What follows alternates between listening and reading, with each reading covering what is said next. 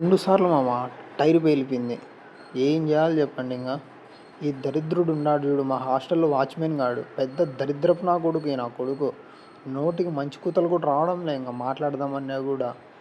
ఏడికి పోతున్నావు అని జెప్పేసి బయటికి అడుగు పెడితే చాలు యాడికి అని జెప్పేసి సావ కొడతాడు తెలుసా!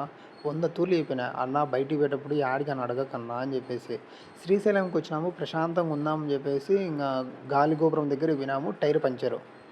సరే అని చెప్పేసి అన్నోళ్ళు బ్రో మీరు జాగ్రత్తగా ఉండండి బ్రో సైడ్కి ఉండండి నేను వేరే ఆటో తీసుకొస్తానని చెప్పి పోయినాడు. నేను ఇంకా చెట్లల్లో అది టైర్ వీల్ పడిపోయిందని చెప్పేసి తీసుకొని వస్తాను పొయ్యి. సరే అని చెప్పేసి అన్న దానికి బిగిచ్చేసి నీట్గా పెట్టుకున్నాడు. రెండో ఆటో వచ్చింది. ఆ రెండో ఆటో మళ్ళీ టైర్ పోయింది. రెండో ఆటో టైర్ కూడా పోయింది. వాడి నోరు చూడు పొద్దున్నే వాడు యాడికిపోతున్నావు అని అడిగినప్పుడే నాకు డౌట్ దిగింది. ఈరోజు ఏందో బాగా నాకు మూడిందిరా మెట్తో కొడుతుంది ఏందో దరిద్రం కొడుతుంది అని అనుకుంటూనే ఉన్నా. అనుకున్నట్టే అయింది మామ. కొంచెం బయటికి పోయేటప్పుడు యాడికని అడగద్దండి మామ జాగ్రత్త. అయితే కాదులే అని చెప్పేసి అన్న జీప్ తీసుకొని వచ్చి జీప్లో మమ్మల్ని ఇంకా టెంపుల్ దగ్గర అయితే కనుక డ్రాప్ చేసినాడు.